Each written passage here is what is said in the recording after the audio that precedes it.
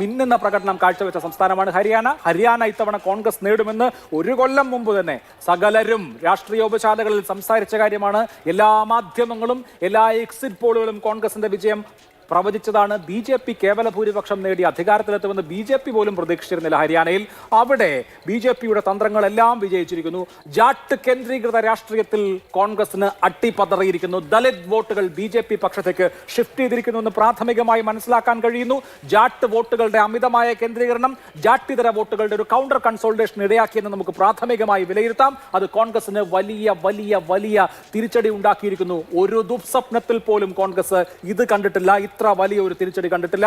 അത് ഇനി ഔദ്യോഗികമായി പ്രഖ്യാപിക്കാനിരിക്കുന്നതേ ഉള്ളൂ. 50-നോടടുത്ത സീറ്റുകളിൽ BJP വിജയിക്കുന്നു എന്ന് തന്നെ പറയാം. സർക്കാർ രൂപീകരണം സാധ്യമാകുമെങ്കിൽ അത് കോൺഗ്രസിന് വലിയ ആത്മവിശ്വാസം നൽകും. പറഞ്ഞു നിൽക്കാൻ കഴിയും, ഞങ്ങൾ പോരാടിയത് BJPയുടെ രാഷ്ട്രീയത്തോടാണ്, ഞങ്ങൾ തുടർച്ചയായി 2 തവണ പരാജയപ്പെട്ട ഇടമാണ് ഹരിയാന, അവിടെ സ്വാഭാവികമായും അത് BJPയുടെ ശക്തി കേന്ദ്രമായി പരിണമിച്ചു കഴിഞ്ഞിരിക്കുന്നു, അങ്ങനെയൊക്കെ പറഞ്ഞ് ന്യായീകരിക്കാൻ കഴിയും എന്നുള്ളത് യാഥാർത്ഥ്യമാണ്. പക്ഷേ അത് കാശ്മീരിൽ ഒരു സർക്കാർ രൂപീകരിക്കുകയാണ് എങ്കിൽ മാത്രം B. ബാലഗോപാൽ നമ്മളോടൊപ്പം ചേരുന്നുണ്ട്. ബാലഗോപാൽ, കശ്മീരിൽ 50 പിന്നിട്ടിരിക്കുന്നു. 53 സീറ്റുകളിലേക്ക് കോൺഗ്രസ് അതുപോലെ തന്നെ നാഷണൽ കോൺഫറൻസ് CPM സഖ്യം എത്തുകയാണ്. സർക്കാർ രൂപീകരണം എന്നുള്ളത് ഇനി സാങ്കേതികത്വം മാത്രമാണ്. വാലിയിലും അതുപോലെ തന്നെ ജമ്മുവിലും ഒരേപോലെ കരുത്തു കാണിക്കാൻ സഖ്യത്തിന് കഴിഞ്ഞോ? എങ്ങനെയാണ് ഈ ഫലത്തെ നമ്മൾ വിശകലനം ചെയ്യേണ്ടത്? അഭിലേഷ്, ഇനി അത്ഭുതങ്ങളൊന്നും സംഭവിച്ചില്ല എങ്കിൽ ജമ്മു കാശ്മീരിൽ നാഷണൽ കോൺഫറൻസിന്റെ നേതൃത്വത്തിലുള്ള സർക്കാർ ഉണ്ടാകുമെന്ന് ഏറെക്കുറെ ഉറപ്പായിരിക്കുകയാണ്. 42 സീറ്റുകൾ തന്നെ നാഷണൽ കോൺഫറൻസിന് മാത്രം ജമ്മു കാശ്മീർ നിയമസഭാ തെരഞ്ഞെടുപ്പിൽ വിജയിക്കാൻ അല്ലെങ്കിൽ നിലവിൽ ലീഡ് ചെയ്യാൻ വേണ്ടി കഴിയുന്നുണ്ട്. അതിൽ തന്നെ വ്യക്തമായ ഭൂരിപക്ഷം തന്നെയാണ്, നല്ലൊരു ഭൂരിപക്ഷം, നല്ലൊരു ലീഡ് മിക്ക മണ്ഡലങ്ങളിലും അവരെ സംബന്ധിച്ചിടത്തോളം ലഭിക്കുന്നുണ്ട്. സഖ്യകക്ഷിയായ കോൺഗ്രസ് 10ഉം അതുപോലെ തന്നെ CPM ഒരു മണ്ഡലത്തിലും ലീഡ് ചെയ്യുകയും ചെയ്യുന്നുണ്ട്. PDP നിലവിൽ 3 മണ്ഡലങ്ങളിലാണ് ലീഡ് ചെയ്യുന്നത്.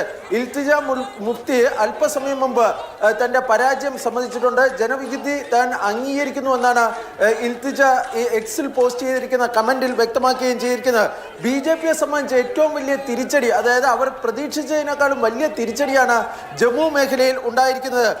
ഏതാണ്ട് 30 സീറ്റെങ്കിലും ഈ ജമ്മു മേഖലയിൽ നിന്നും മാത്രം ലഭിക്കുമെന്ന് BJP പ്രതീക്ഷിച്ചിരുന്നു. പക്ഷേ ഏറ്റവും പുതിയ ഈ ലീഡ് ട്രെൻഡ് പ്രകാരം BJPക്ക് 26 മണ്ഡലങ്ങളിൽ മാത്രമാണ് ജമ്മു മേഖലയിൽ ലീഡ് ചെയ്യാൻ വേണ്ടി കഴിഞ്ഞിരിക്കുന്നത്. കശ്മീർ താഴ്വരയിൽ ഒരു മണ്ഡലത്തിൽ പോലും BJPക്ക് ലീഡ് കരസ്ഥമാക്കുവാൻ വേണ്ടി സാധിക്കുകയും ചെയ്തിട്ടില്ല.